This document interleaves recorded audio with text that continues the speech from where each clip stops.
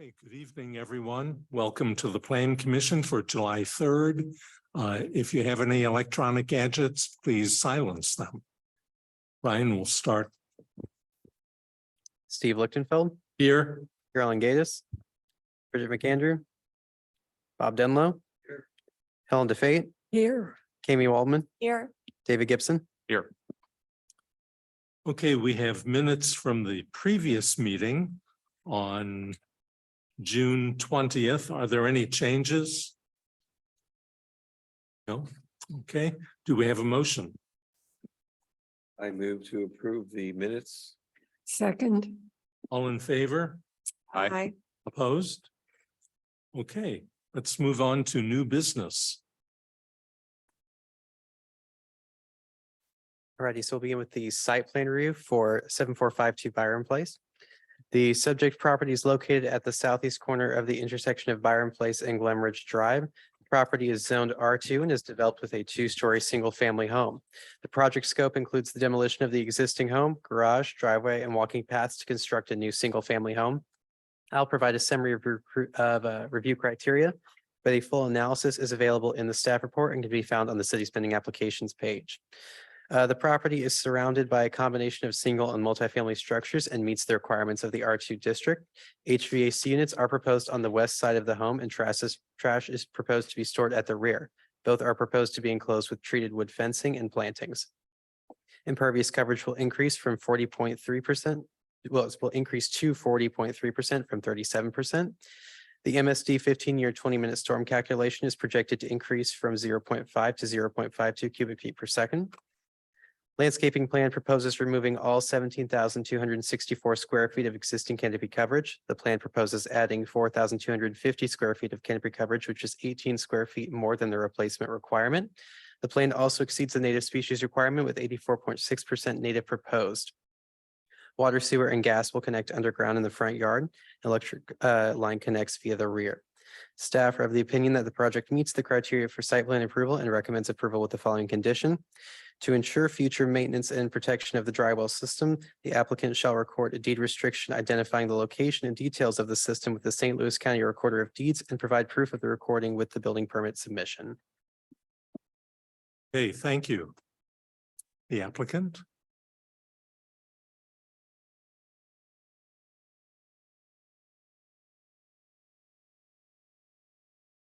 Claim the site plan.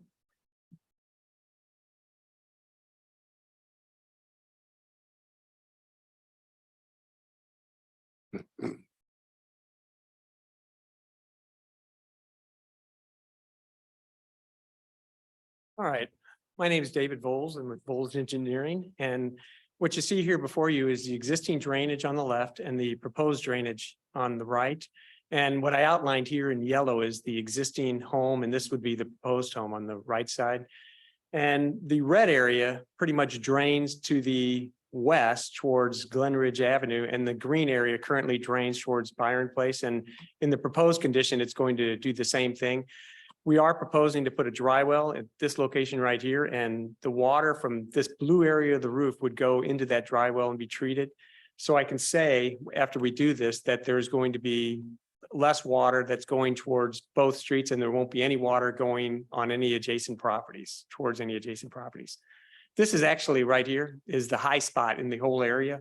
So all the water pretty much comes down here, down the street, and then to the south along Byron Place. And with that, I'd be happy to answer questions about it. No questions, but I really like that you outlined the existing and the new house. That helps. Well, doing it with a PDF makes it easier. So, Well, that's good. You added color a while ago, and now we have the house outlined, so we're making great progress. all right. I don't have any questions on the drainage. Does anyone else? No. No, but I do have some questions on the actual siting of the house, but that may go to Lauren.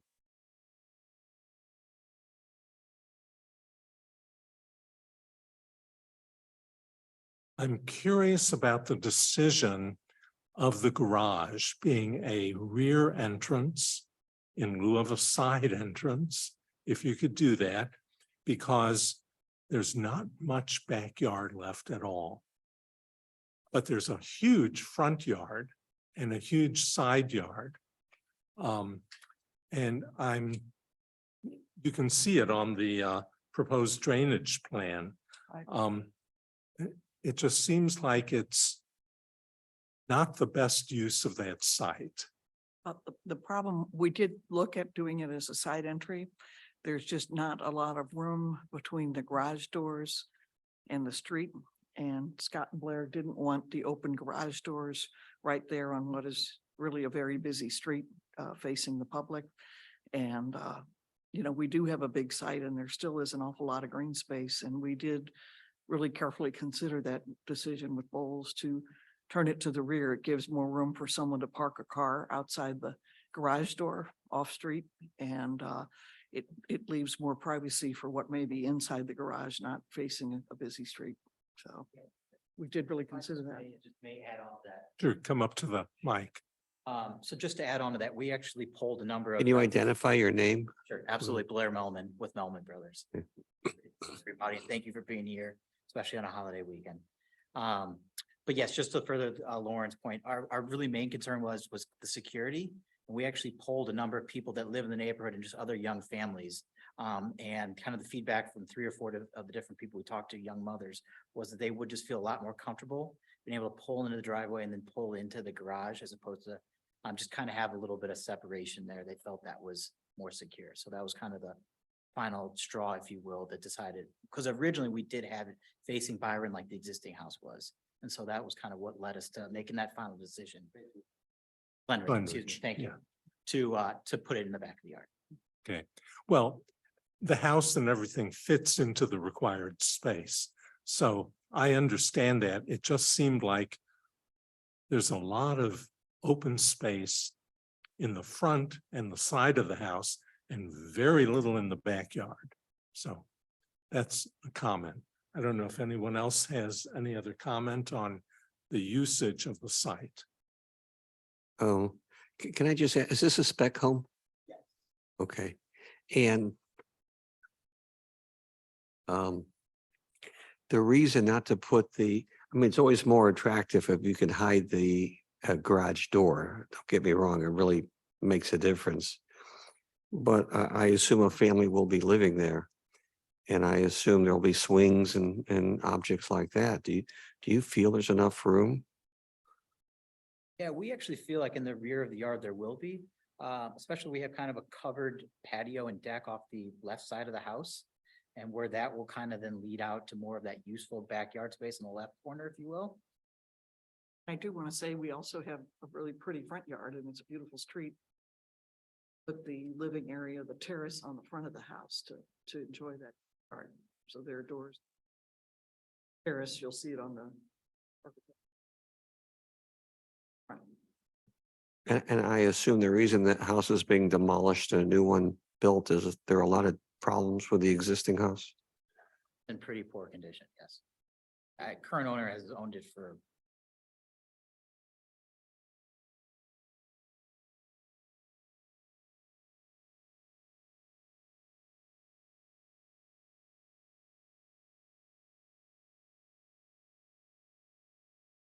Okay.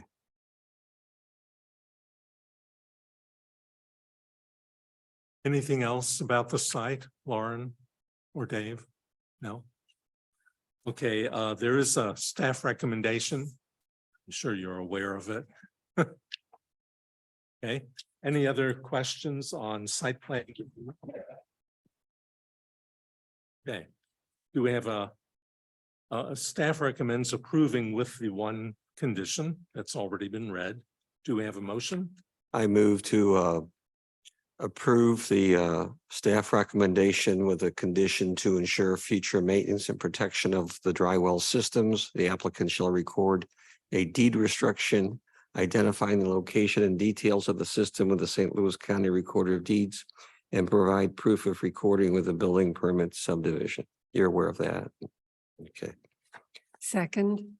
All in favor? Aye. Opposed? Okay. Let's move on, Ryan, to item 2, architectural review. So for the same property, the surrounding neighborhood comprises a combination of single and multifamily structures. Building styles vary with Tudor, Mediterranean, colonial, and touches of American craftsman. Variations in roof and window styles also provide character to the neighborhood. In a neighborhood of varying styles, the majority of homes feature unique design elements that contribute to the character of the area. The proposed house will feature elevated design elements, including varying roof line, use of shutters, stone headers and sill, brick soldier horses, and row-lock sills.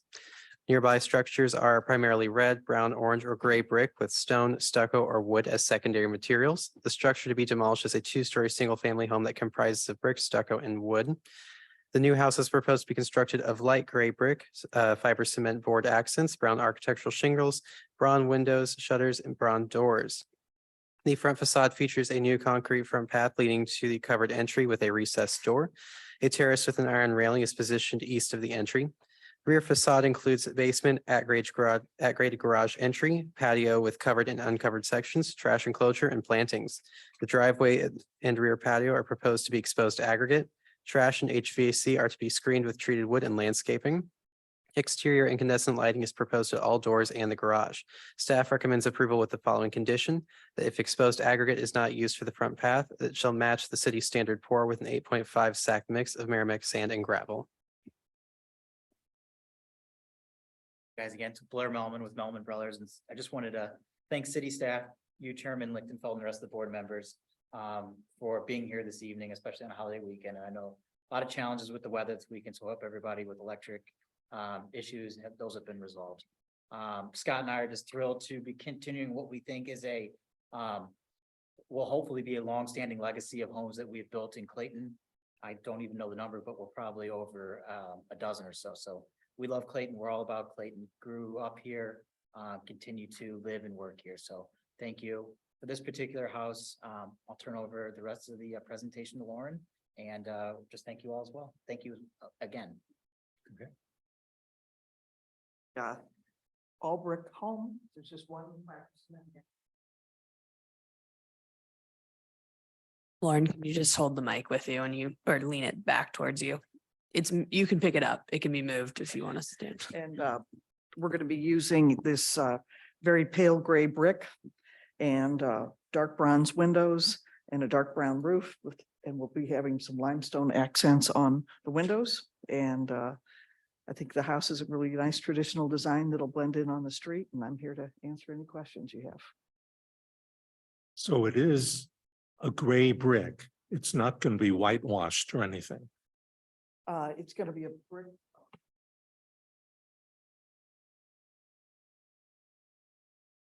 Okay, great. I think the house looks good. However, when I look at your drawing, where you show the house next door, the house seems to be very standard in today's trendy design. It looks good. It doesn't pick up anything of the tradition in the neighborhood, like the house that's being demolished. Do you have any comments on that? Actually, I didn't print the pictures, but I have driven up and down the street, and there are a lot of very traditional two-story homes on the street. I know the one immediately to the left or east is a little bit of a different design, It is. but there's a lot of lighter colored brick homes and a lot of just traditional, not trendy Clayton homes. And I feel like what we've done here is a traditional design with the shutters and the traditional windows. It's not the Clayton horizontal bars or Clayton Gardens look, because we did really try to fit into the neighborhood. I like it. I just wanted to hear your comments because it's quite different from the house it's replacing. Yeah, and the house next door is pretty different than everything else on the street Yeah, too. it Mhm. has sort of a Spanish influence of some sort. Yeah. So, okay. I think the materials look good. What is that, a gray roof? It's a dark brown roof. Dark brown. Ah, okay. Can you pick that up? If you could pick it up and make sure everyone can see it in the audience, the various materials. That's the roof. I mean, in the picture, the roof looks like it's some unique material you're using.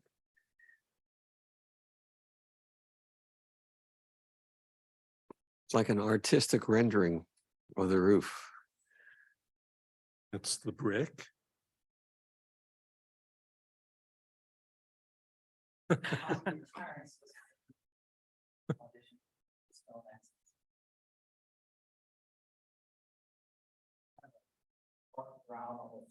Bronze window. Whose window is it?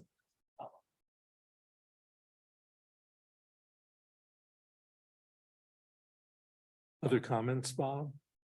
I love the roof rendering in the picture more than I like the real McCoy. But you definitely could go on some game show, you know, with your skill set. It's okay. Ellen? I like it. I think it's well done. You know, simple, but well designed. Amy? I like it too. I'm actually happy to see that it's brown and not gray shutters. I was with the rendering, you can't really tell. So I'm really happy that it's brown. I think that'll help fit in a little bit better also. So overall, I really like it. David? I think it looks great. I don't have any concerns. Any comments from the audience? No. No hands up? Oh, there it is.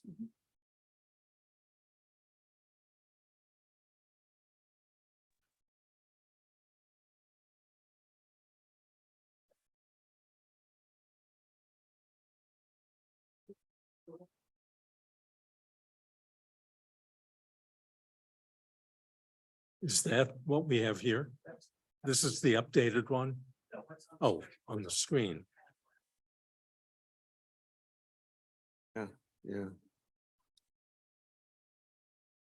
We do have someone online. Nick, would you like to comment? Sure, yeah. Can you hear me okay? Yes. Great, thank you. Yeah, so we live, Nick Akers, we live across the street at 7445 Byron Place. You know, appreciate this opportunity to review the design and make some comments. You know, one, I think somebody mentioned character of the neighborhood, house seems standard. So, you know, I don't disagree that at the far east end or the east half of the street, the homes do look a little bit more standard. But on the west end, you know, the house directly across the street, our house, our neighbors, the two houses directly adjacent on the same side of this street, I think they definitely have a different character to them than kind of the standard traditional style.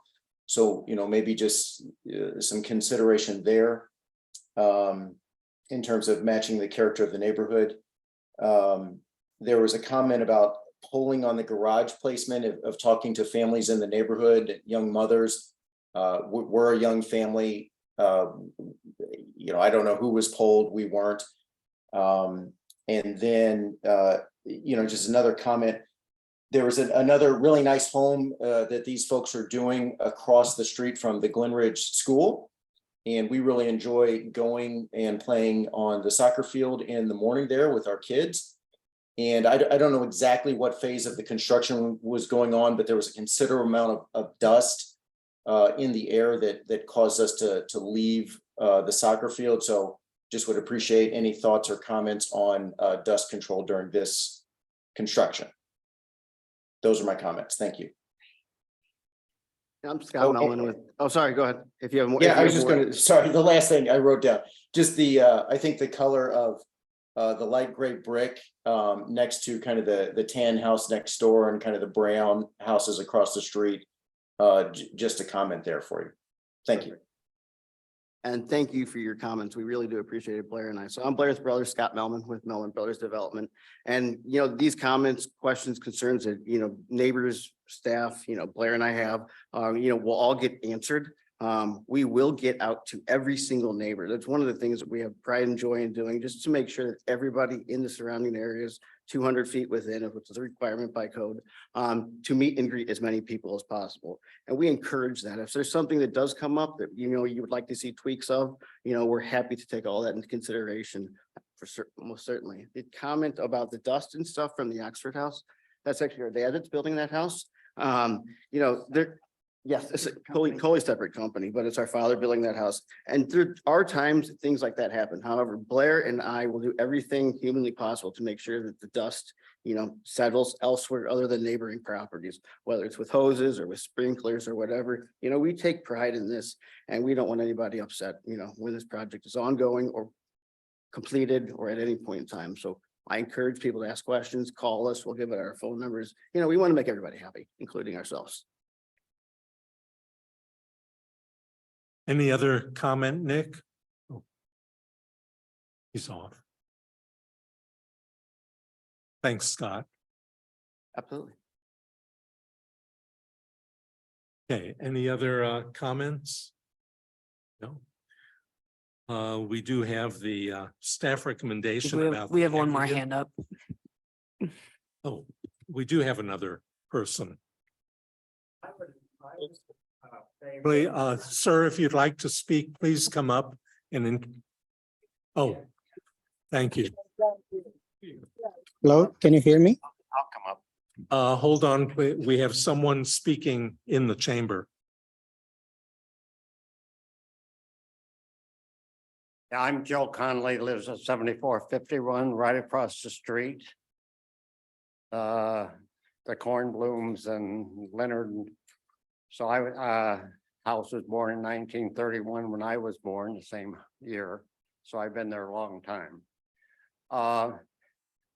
I would not have the house maybe as light as it is, because there's one up on Skinker and it really is of a different tone than the rest of the houses. So I'm in favor of it soften up a little bit so it doesn't shine out too much. Now maybe that's just a picture of it looking really white. So, but I don't think it should be the centerpiece of the block with if it's really light.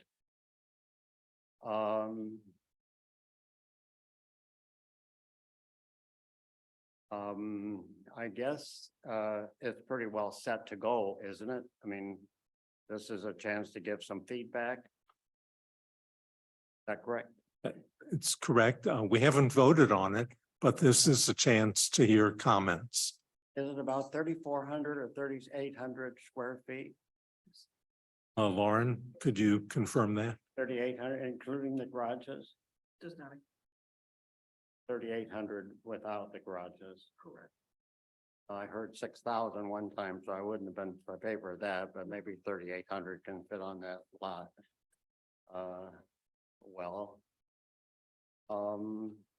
So I've said I'd like it to tone down a little bit if possible and still be nice.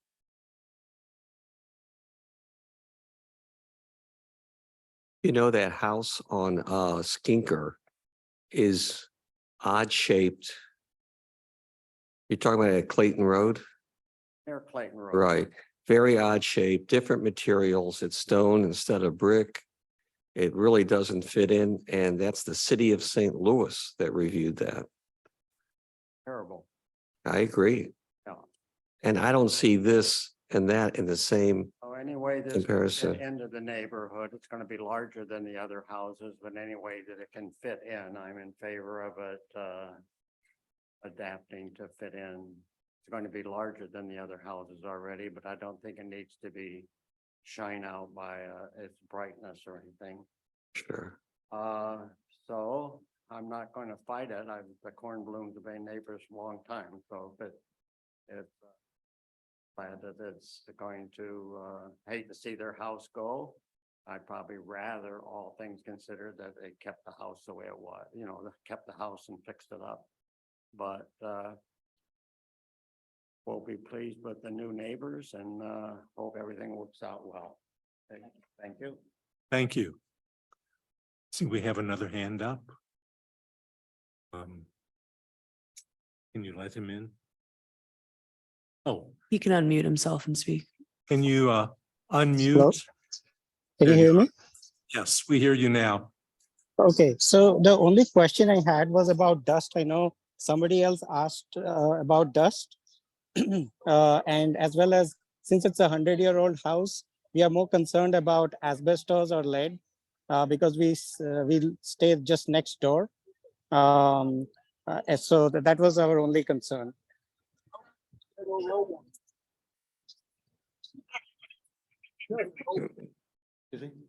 So if I understood that correctly, the question was, or the concern was more about the dust during construction, during demo, so on and so forth. One of the requirements that Clayton does have for us, we'll obviously abide by, is dust control. We're required to outline it by, a process procedure, ways that we're going to keep this dust under control, from sprinklers, hoses, irrigation, whatever it might be. During the dusty days and during the times that the winds do blow, we can't control which way the wind is blowing, but we can certainly control and make sure in our best effort to make sure that dust is not blowing to a neighbor or elsewhere. Okay, the only thing is we don't have garage in our houses, so all dust also goes onto the car. So I just, since, the most impacted will be our house with the dust because we are just next door. That's why I have this concern about dust coming into the house and what remedies would be there once the construction starts. Absolutely. And I'm sorry about missing one of your other questions was about asbestos remediation, asbestos removal. So in terms of that, there is asbestos in here. We are required to have it taken, have it removed by a reputable company who is approved by, the HBA, who we've worked with many times to win the demo of our existing homes and past homes. So, being our neighbor and back, if I'll reach out to you, I'm sure within the coming days, or if you want to tell me what your address and name are right now, I'll even write it down and, come by and stop by, whenever it's convenient for you. Okay, my name is Vijay Anand and my address is 7446 Byron Place. Perfect. Perfect. Thank you. And we really do encourage and appreciate all the comments and thoughts. So thank you. Okay, thank you. Let's see, Nick.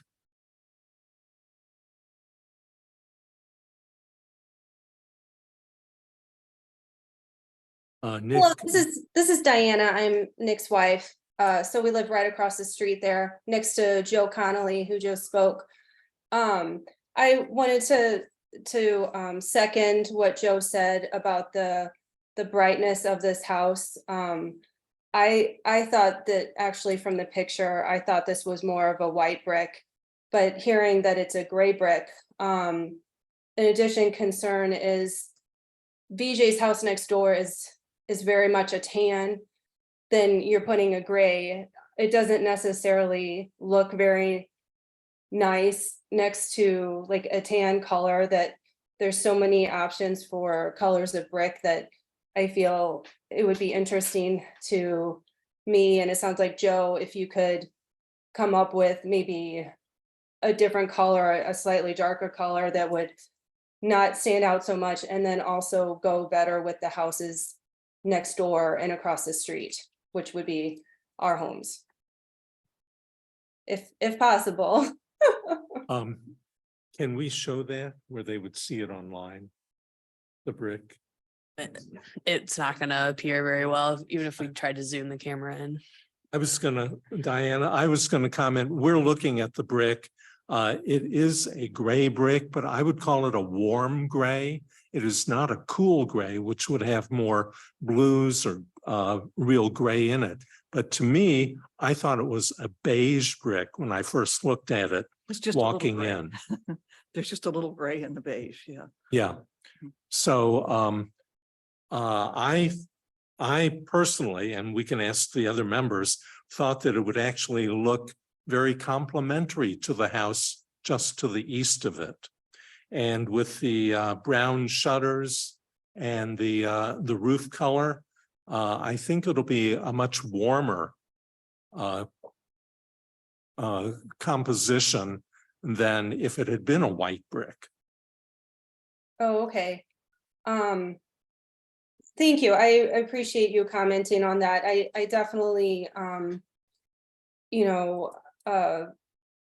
since we're starting from scratch, it would be great for it to look great next to the house next door and across the street. Since, you know, the world is wide open to color, so, but I hear what you're saying, that you're saying it looks nice. I don't know if maybe when the Melman Brothers team comes around to introduce themselves, they can maybe bring a sample just for us to be more certain in what you're doing as well. We meant to come in person today, but it didn't work out, so sorry about that. Absolutely, and I think that's a great idea for, you know, for us.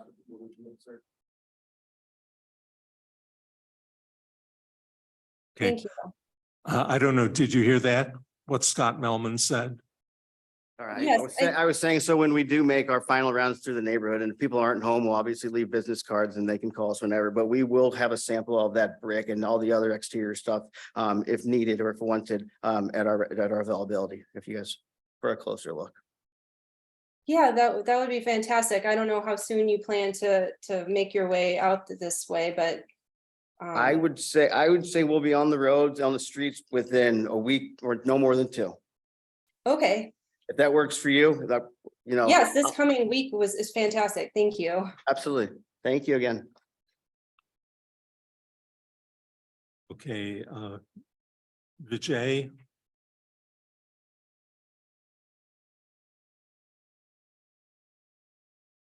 Okay, if you would unmute. Vijay, do you hear us?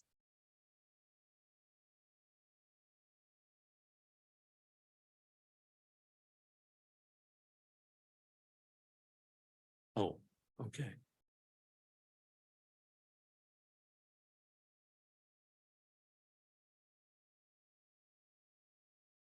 Okay, any other comments? Please, wait, we need to record it, please. Yes. Identify yourself. I'm Charlene Conley. Joe and I lived across the street. What I wondered is when construction would start and how long it would take, and also what the hours of hours of deconstruction and construction. Thanks. Scott. And thank you very much for that question. It's an excellent one.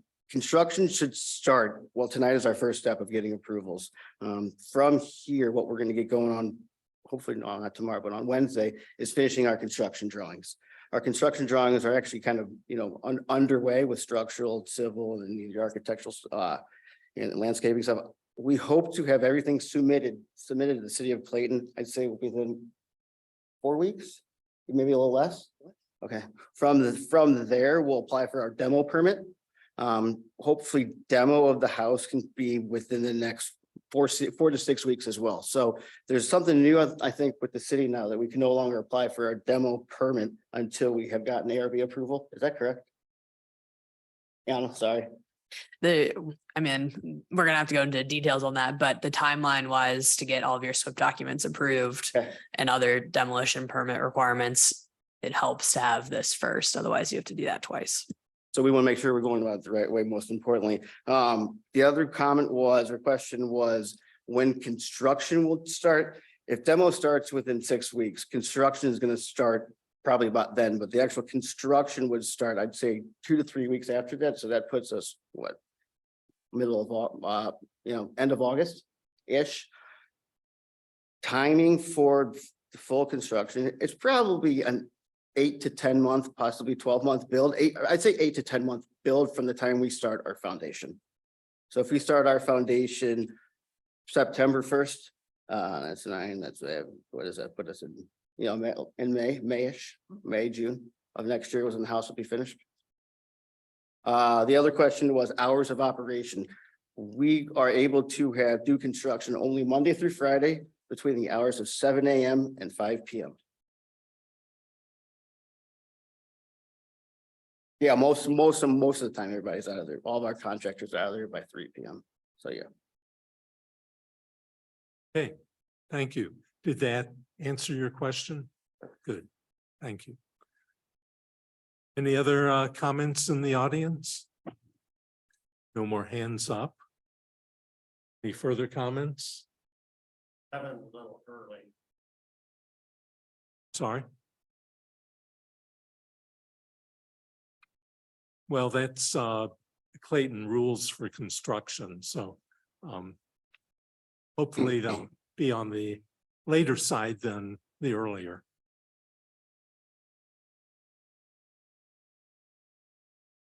Okay, we do have a staff recommendation with one comment, and as we said before, do you have any comment on that, Scott or Lauren? Okay. Then do we have a motion? I move that we approve the staff recommendation with the following condition: if exposed aggregate is not used, the front path shall match the city standard pour with an 8.5 sack mix of Merrimack sand and gravel. Second. All in favor? Aye. Opposed? Okay. Thank you for coming. We'll same to you, and we'll be watching the house as it goes up. Good luck with it.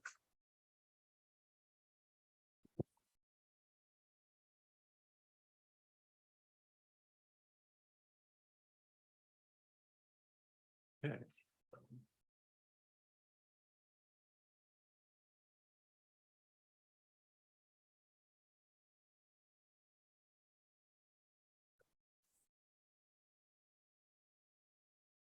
Okay, we've come to item 3, 118 South Hanley Road.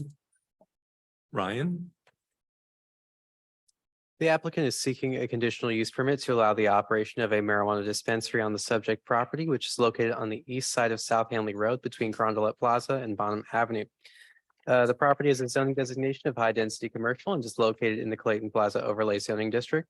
The site is currently developed with a one-story commercial building previously home to Palm Beach Tan. The applicant is seeking to operate Sunrise and Agrigenesis LLC marijuana dispensary. The proposed hours of operation are 8 a.m. to 9 p.m., 7 days a week.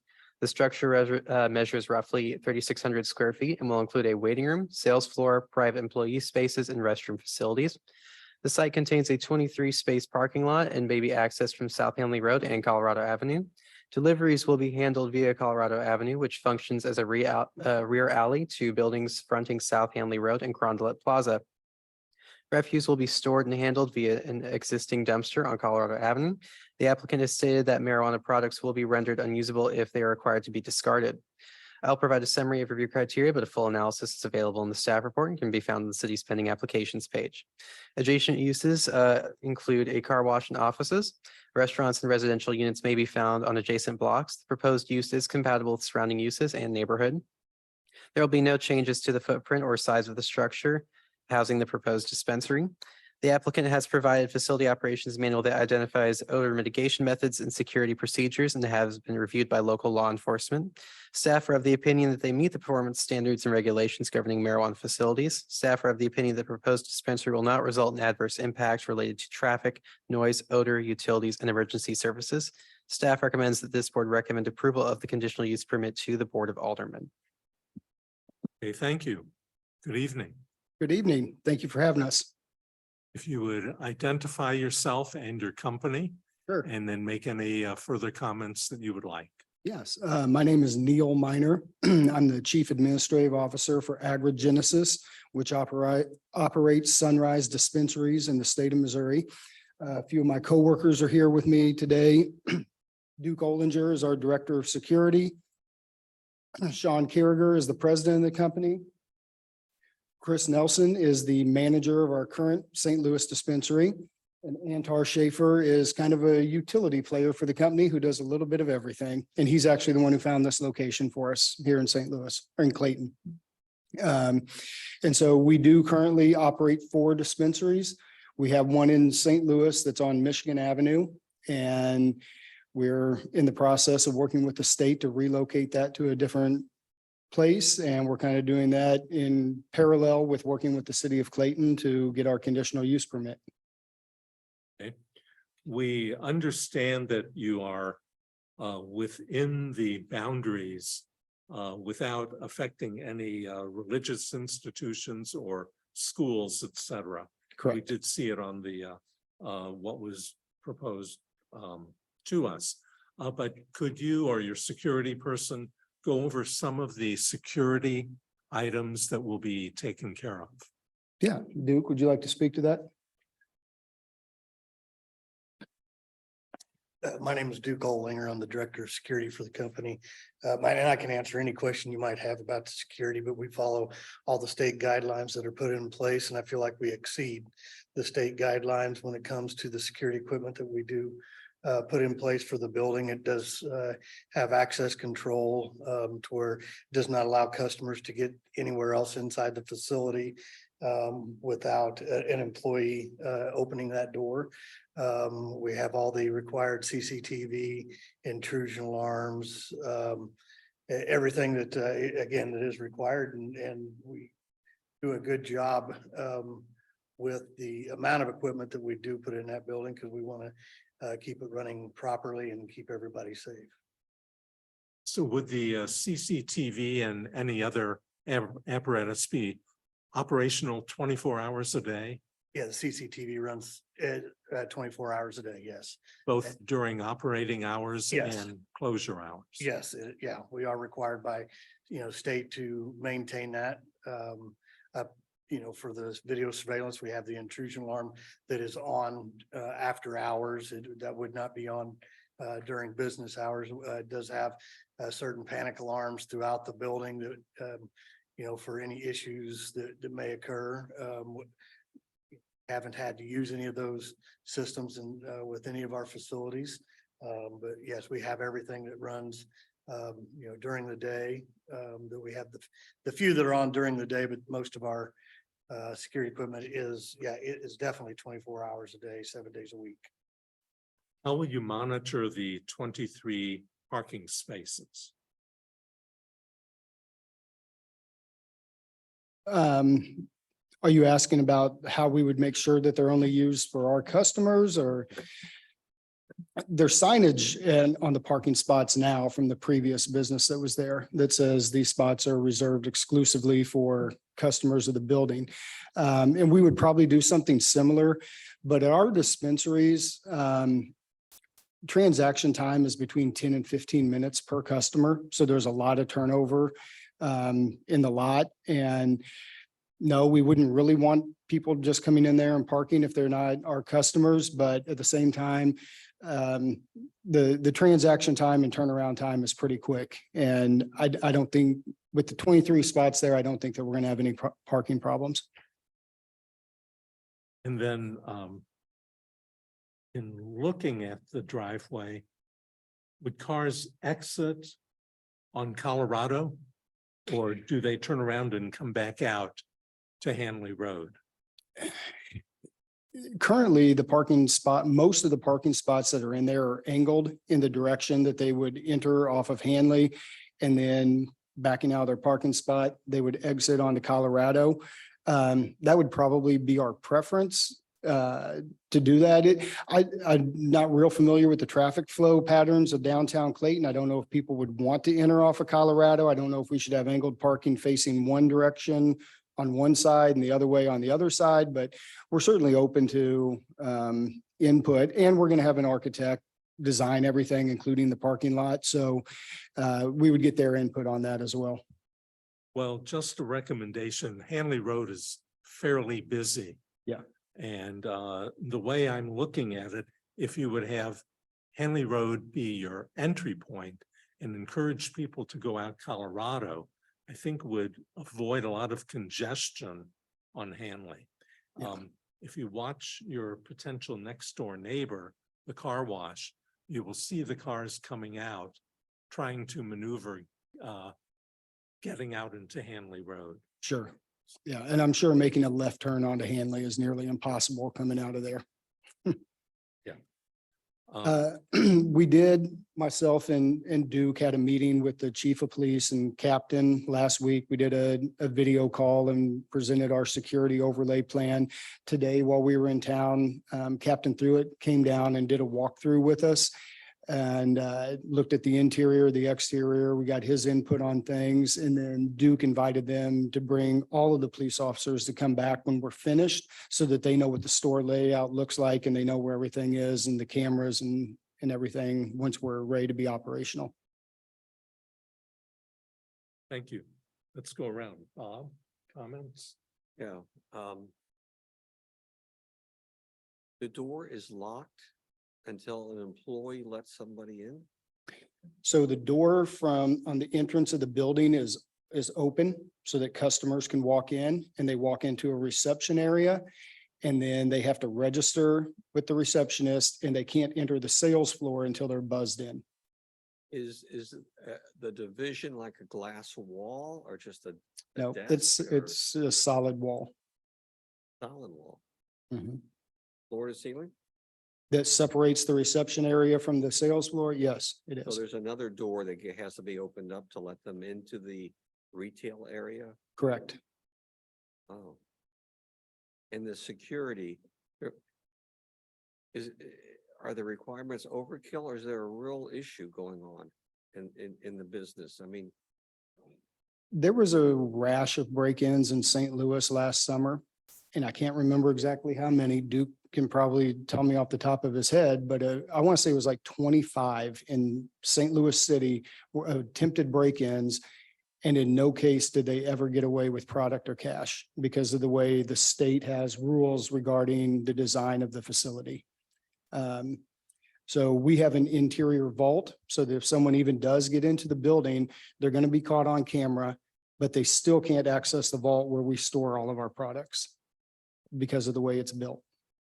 and is this a cash business? Can you use credit cards? Currently, it's a cash only business. And tell me just a little bit about you guys. You got 4 stores? We do. We currently have You're in 4. St. Louis? No, we have 1 in St. Louis and the other 3 are in the Kansas City area on the west side of the state. And our company is headquartered out of Macon, Missouri, which is north central, just south of Kirksville, where we have a cultivation facility and a manufacturing facility there. Am I looking at the Macon crowd here? What's ahead? Looking at the Macon crowd here? Just one. Yeah, go ahead. Name Sean Carragher, president of Agrigenesis. Just wanted to introduce myself. Duke's being a little coy. He's a former police chief himself, so he has a good line of communication, speaks the language very well.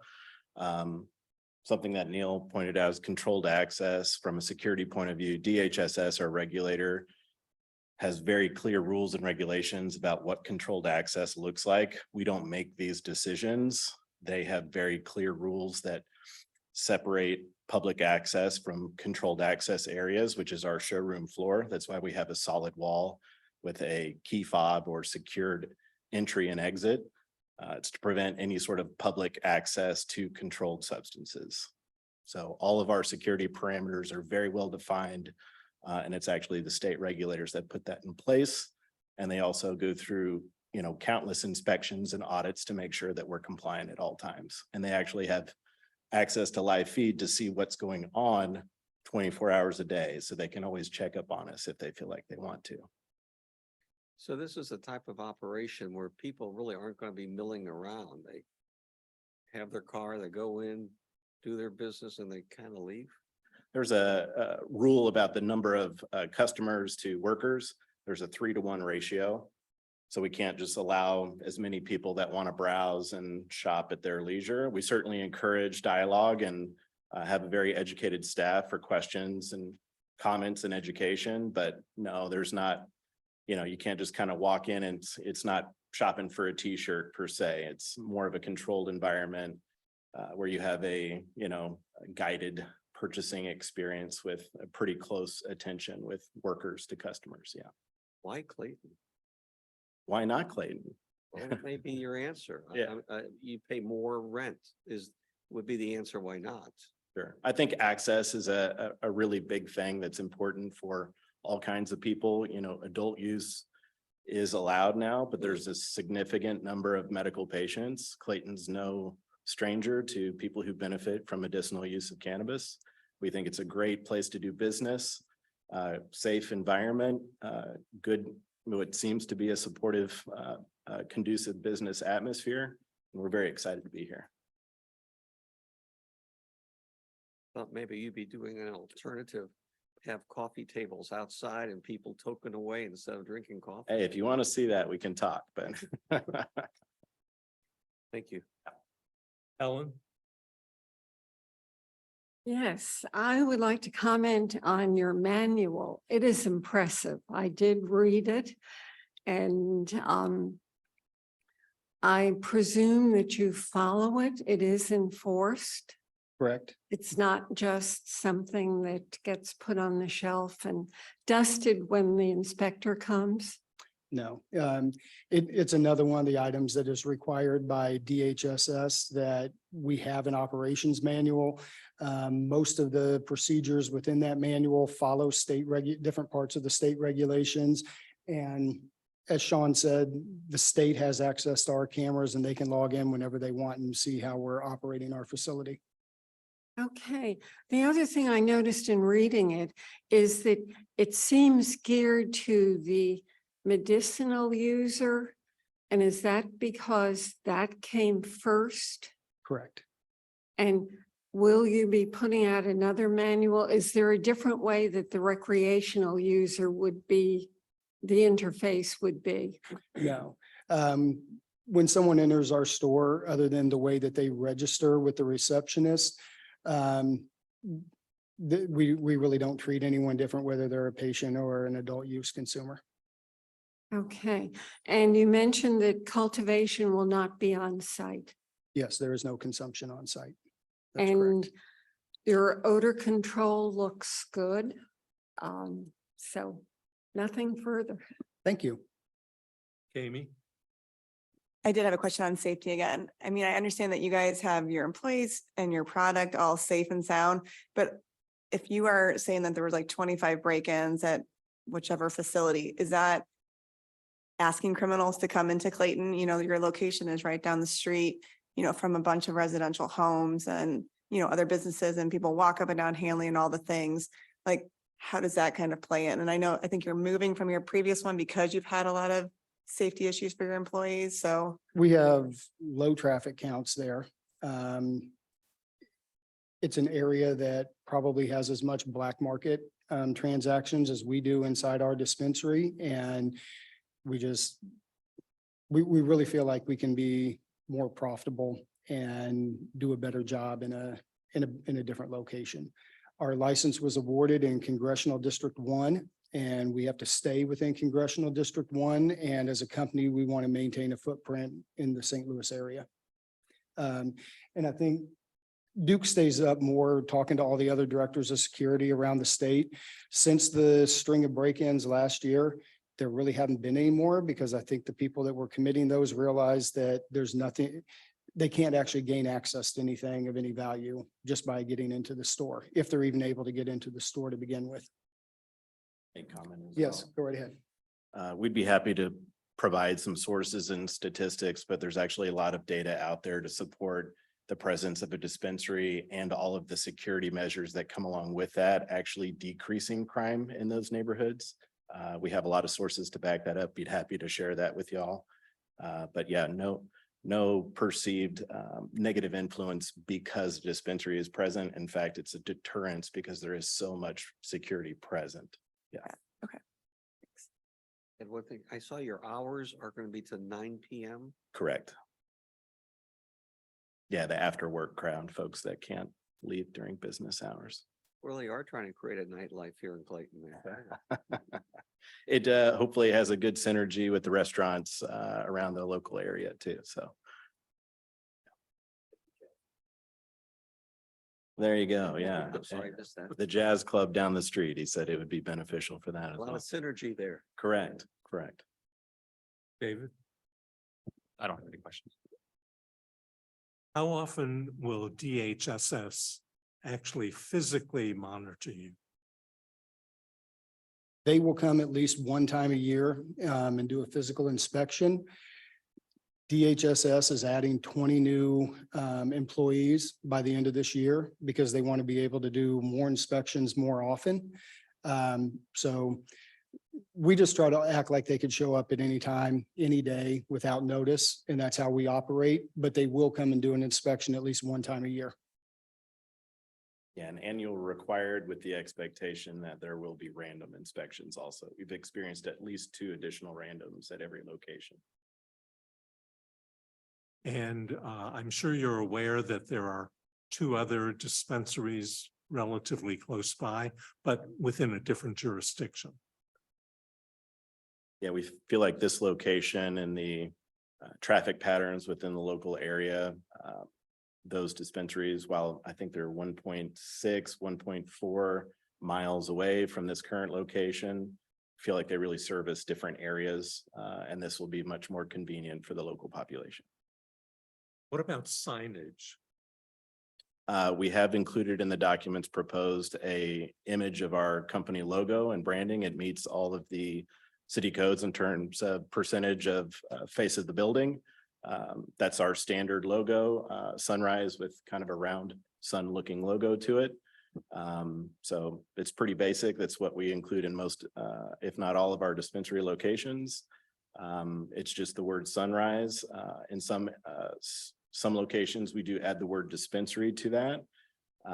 But as proposed, it's just sunrise. We think it being discreet in this neighborhood, no real need to scream it from the mountaintops.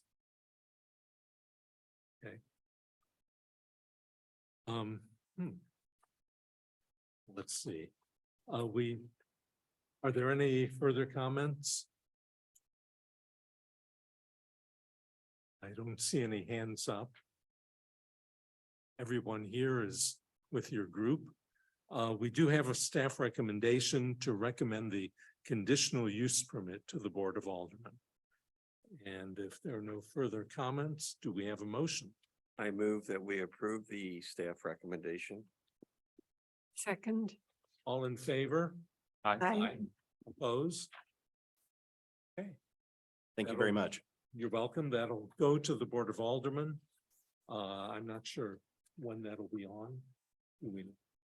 Next week on Tuesday. Okay, next week. Okay, good luck. Thanks for coming in. Thank you very much.